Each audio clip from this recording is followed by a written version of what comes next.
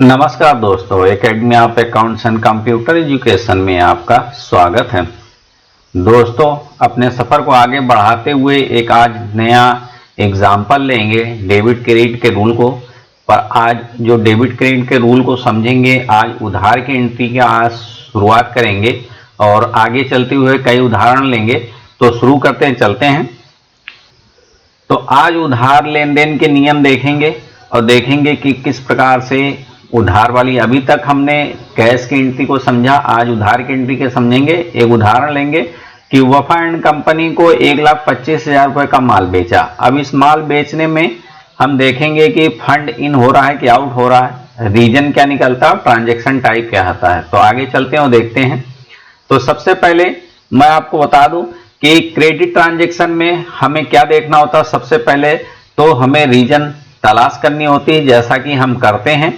दूसरा, हमको जब क्रेडिट ट्रांजैक्शन होता है तो उसमें एक लाइन जब फिल हो जाती है, यानी कि अगर फंड इन हो रहा है तो कुछ ना कुछ रीजन को क्रेडिट कर देते हैं। ये तो हम पहले भी इस सेक्शन को हम सीख चुके हैं कैश ट्रांजैक्शन में। अब बात आती है कि जब ट्रांजैक्शन क्रेडिट होगा तो उस सिचुएशन में दूसरी लाइन में क्या भरा जाएगा।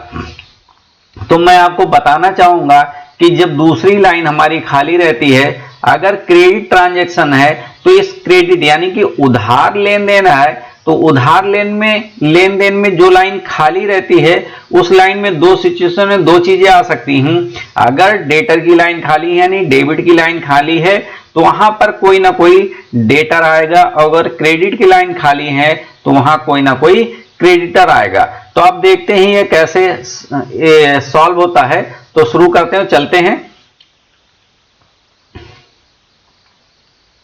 उदाहरण को फिर से लेते हैं, एग्जाम्पल फिर से लेते हैं। वफा एंड कंपनी को 1,25,000 रुपए का माल बेचा। तो सबसे पहले जब माल हम बेचेंगे तो उसकी वजह से देखिए, अब यहां पर जो उधार लेन देन की एंट्री में हमें क्या ध्यान रखना है कि जब हम माल बेचेंगे तो उधार बेचा है, तो एक बात आपको याद रखनी है कि फंड जो ट्रांजैक्शन हमारा यहां हो रहा, क्या हो रहा, वफा एंड कंपनी को 1,25,000 रुपये माल बेचा, ये एक ट्रांजैक्शन है।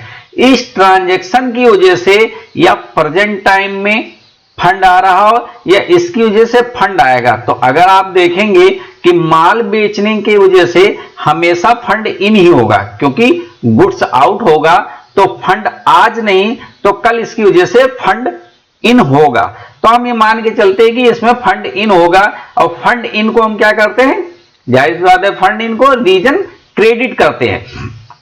अब हम सबसे पहले जब रीजन को हमें ढूंढना होता है तो रीजन में हम सबसे पहले देखते हैं कि फंड क्यों आ रहा है, किस वजह से आ रहा है। तो हम देखते हैं कि माल बेचने की वजह से आ रहा है, यानी कि हमारा जो क्रेडिट में आएगा वो सेल्स अकाउंट आएगा, क्योंकि माल बेचने की वजह से आ रहा है। तो क्रेडिट में हमने क्या लिख दिया, सेल्स अकाउंट क्रेडिट कर दिया 1,25,000 से। अब बात आती है दूसरा कि फंड नगद है या कि उधार है, यानी जो ये ट्रांजैक्शन ये नगद है कि उधार है। तो हम देखते हैं उधार है। अब उधार में हमने आपको रूल बताया कि अब क्रेडिट की लाइन तो भर गई, अब डेबिट की लाइन है। तो जाहिर सी बात है मैंने आपको बताया कि डेबिट की लाइन में एक डेटर क्रिएट होगा। यहां पर अगर आप उधार के नियम में देखेंगे, अगर डेबिट की लाइन खाली है तो देनदार की उत्पत्ति होगी, अगर क्रेडिट की लाइन खाली है तो लेनदार की उत्पत्ति होगी। देनदार का मतलब जो हमें पैसा देगा और लेनदार का मतलब जो हमसे फंड लेगा। तो यहां पर क्या है, अगर देखा जाए तो पहली लाइन सेल्स अकाउंट फिल हो गई।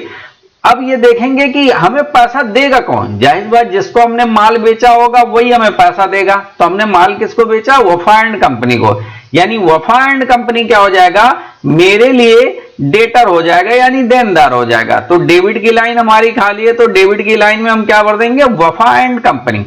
इस तरीके से बहुत ही इजी तरीके से, यानी कि इसमें हमें ना तो रियल अकाउंट को समझना होता है, ना पर्सनल अकाउंट को समझना होता है, ना नॉमिनल अकाउंट को समझना होता है, यानी किसी भी रूल को याद करने की जरूरत नहीं है।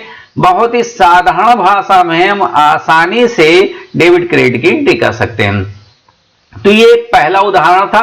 और ऐसे ही उदाहरण और भी आगे हम प्रैक्टिस करेंगे। आज के लिए इतना ही, फिर नए वीडियो के साथ आपके साथ होंगे। तब तक के लिए नमस्कार।